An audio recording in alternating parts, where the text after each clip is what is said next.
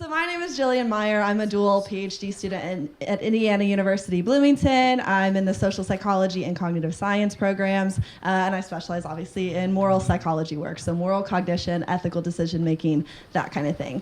Because this is kind of a speed round flash talk, you're going to be getting a shortened version of my full presentation. So if you're interested in seeing the full thing, please reach out to me. I'll be presenting it a couple more times down the line this semester, and we've got easy Zoom links for you to access it. You'll be able to see there's a little theming I have going on with the presentation.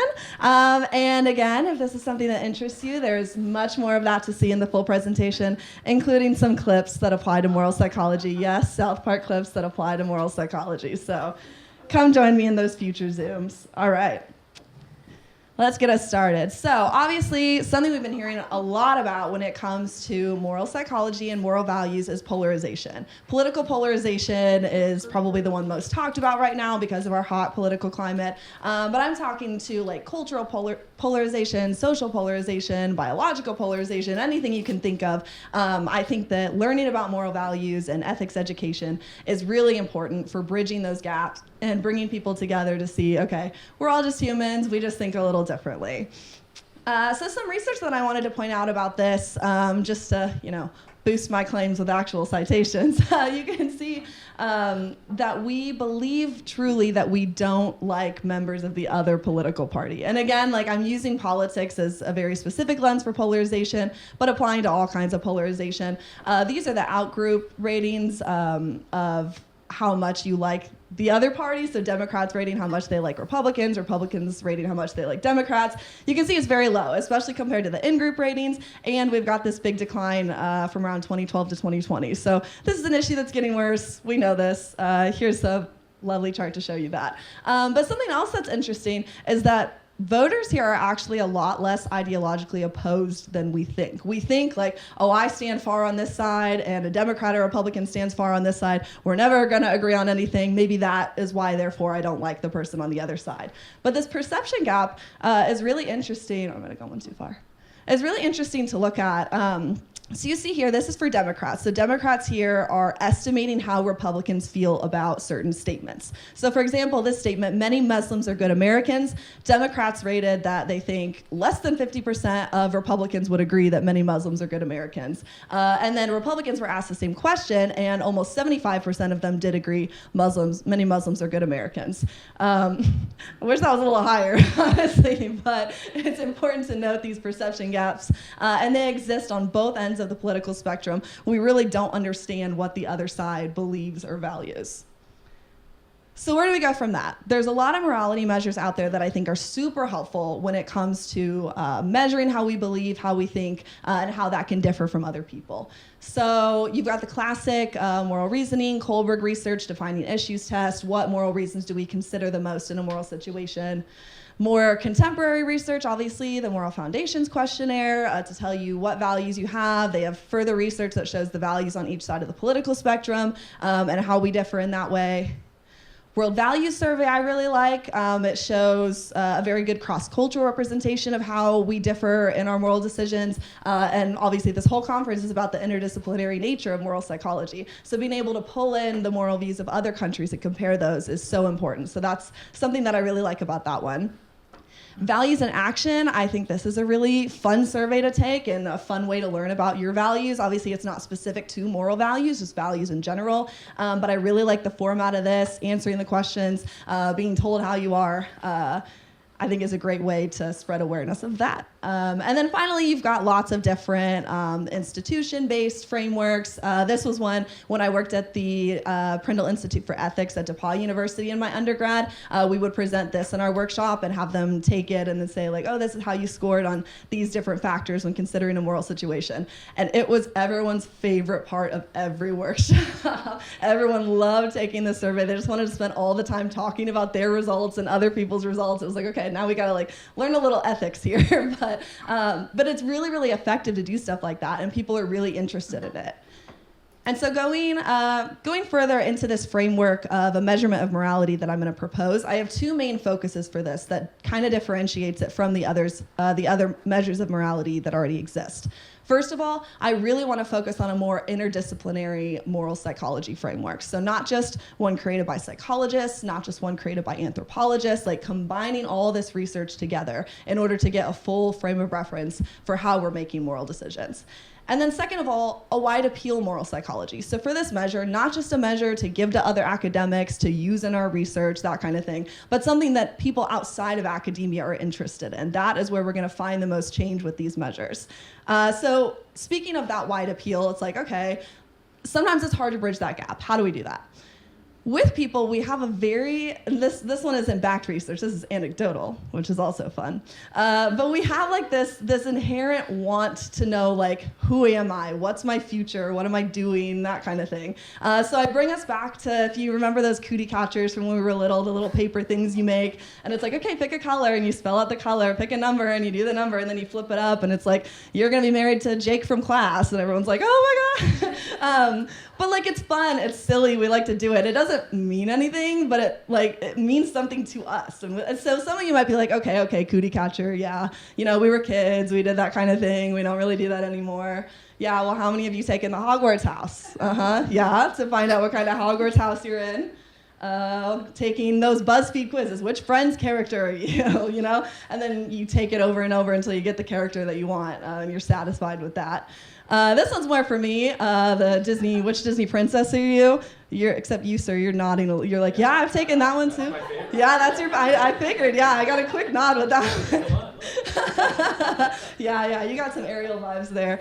So just kind of silly horoscopes I wanted to point out too. Like, some people read these and they're like, oh, it's so arbitrary, they can fit anybody. But we like to read them. We like to be like, oh, this is what I'm doing with my day. This is what's going to happen today. Like, it could mean everything. It could mean absolutely nothing. But people outside of academia love this kind of stuff. So how can we use what we're doing, our research-based morality measures or values measured, and provide them to people in a way that is palatable to them outside of academia? And then I had just a few other fun little BuzzFeed ones. I like this one. Eat 10 foods and I'll tell you the first letter of your soulmate's first name. Yeah. People take these. You guys take these. Like, we love them. All right, so back to the academia, back to the work, right? So this will make more sense when I say memory-based in a bit. So, because I have a two-part framework for this morality measure. The first one is going to be just kind of a normal self-report, the kind that all of us psychologists know how to do. And I've got all these question marks because this is the nature of this presentation, especially in the future, is a very collaborative one. And it kept me from having to sit and come up with all my ideas on my own. I can be like, what do you guys think? What else should I put up there? What else should I include?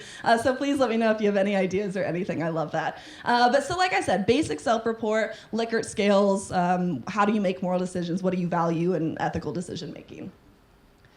So then, in terms of what we're actually measuring, like I said before, I really want to stress the interdisciplinary nature of this research. So this one is a model from Rich Schwader, who's an anthropologist. What I like about this, too, is he did this research in India, so it represents Eastern values, but also really applies to Western values as well.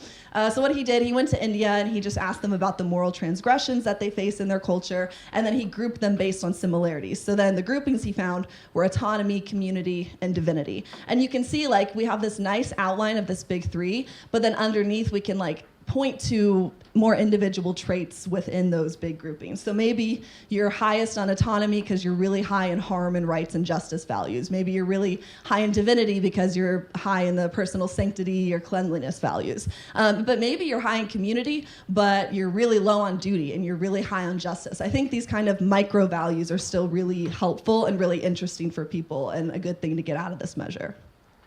So then they finish, they get their results, they say, okay, you're highest in community, highest in autonomy, and then divinity. So nice, like, easy description of what you are, how you make moral decisions. And then we can break it down then into these more minor aspects of what these big picture things represent. And I use these are screenshots from the Moral Foundations questionnaire results because I really like the way that they do this, where they say, okay, here's a scale of where you could fall from 1 to 5. And I love that they do like the averages too, so you can compare yourself to average. So that's what I imagine the results of this will look like.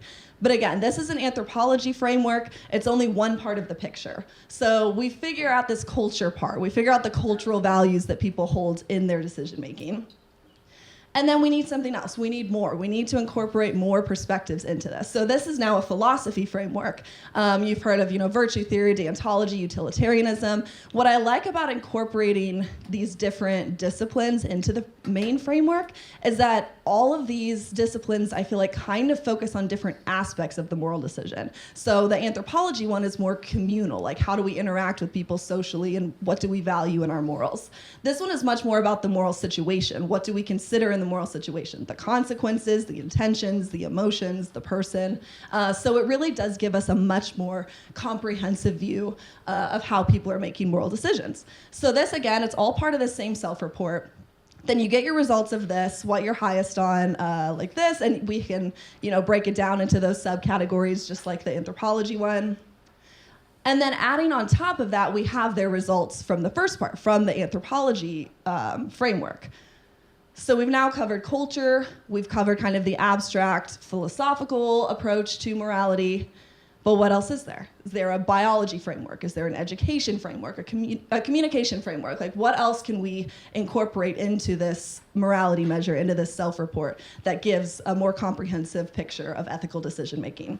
So then finally, I imagine the results at the end to be something similar like to the Myers-Briggs, because I think that is one of the psychology measures that really had a good wide appeal. Everybody was talking about, oh, I'm an INFJ, so I can't be friends with you. This is why we don't get along. This is why this and that. So it's really easy for people outside of academia to get to communicate with each other and to learn about themselves. So that is what I imagine. And this, by the way, comes from like your high in community, C, high in utilitarianism, U, and then maybe a couple others based on other frameworks. But like I said, that is only the first part of the picture. We have that self-report measure, which is great, check. But we have the issue that sometimes how people think they would act in an ethical decision isn't necessarily how they practically do that. So we have this moral memory measure that's a self-report, which is valuable as well. But also importantly, we need this behavioral measure to see if it lines up practically with how they self-report, which in and of itself is interesting research for us because there's kind of mixed literature on do people actually act in the ways that they self-report when we give them questionnaires. So it'd be interesting to see in terms of morality if these lines line up or if they don't line up, and open paths for future research there. So this one I don't have as many ideas for, but I imagine it to be like kind of our classic programming task, some kind of thing where you're making moral decisions, you're put into these ethical dilemmas, and you're interacting maybe with program bots online.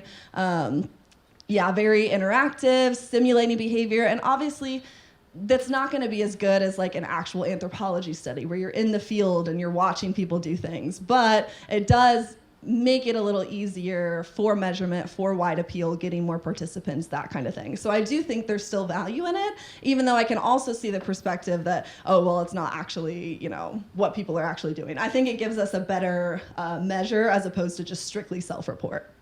So then the results of this moral behavior task will be the same. It's measuring the same constructs that we have in our self-report task, just in with the behavioral task. So again, we put all of those together. We have the anthropology, we have the philosophy, we have a couple other frameworks from other disciplines, and then you have your results, same kind of thing. So highest in divinity and deontology, DD. And like I said, this could match on exactly with how they self-report. This could not match on at all. And both directions of research regarding those are super interesting. It'd be really cool to see that. But again, nice and easy, shows you your results. You can compare with other people. Oh, I'm DD, whatever. And they're like, oh, well, I'm this. And it gives you this really good interdisciplinary understanding of this is how I think in a moral situation. These are the situations I think are wrong, as opposed to just, a psychology measure or a self-report in that way. All right. I think I did good. Oh, I did really good. Okay. On the time, that's what I'm saying. I'm not like, wow, you did good on that presentation, Jillian. I'm just getting you guys to dinner on time. That's what I'm applauding myself for. But thank you so much. Again, I'm giving a longer version of this presentation that will be super, super awesome with my South Park clips, so you don't want to miss it. Reach out to me. Go to my website, jillianlee.me. It's got all my contact information, all the information you can need about me, or that I've put out there that you can need about. Also, my Twitter, I have a moral psychology Twitter, and then a TikTok as well at Jillian Lee Morality. My RAs have been working on this moral psychology TikTok. It is so funny. They are so excited. So please hit that up and check it out. Give us some more views and likes because they are working super hard on it. Thank you again so much.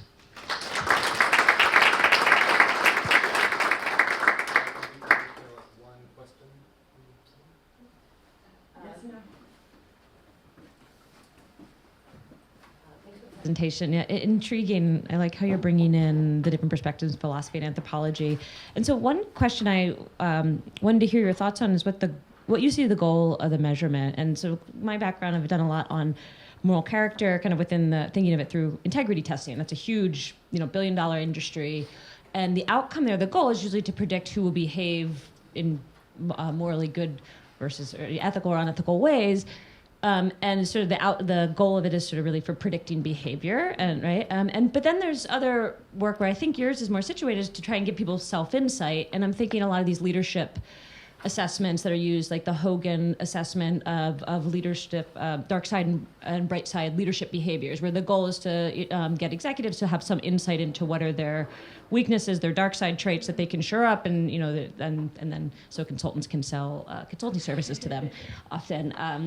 And so kind of thinking about the types of measures and what you want to predict, if I think of like moral foundations, really to give people an understanding of their values, whereas moral character, kind of what I'm coming from is to try and predict behaviors. Mm-hmm. And so how are you seeing what you want to measure? Yeah.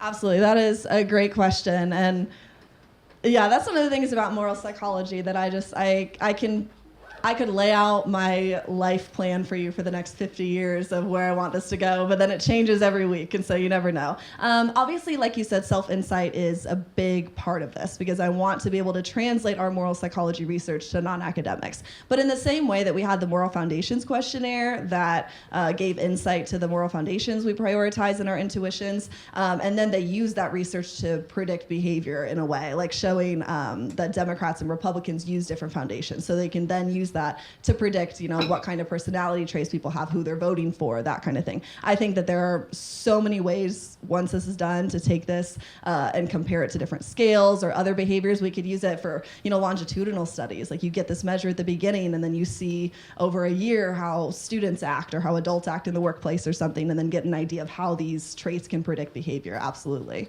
I really like that idea. Thank you. Cool. Thank you.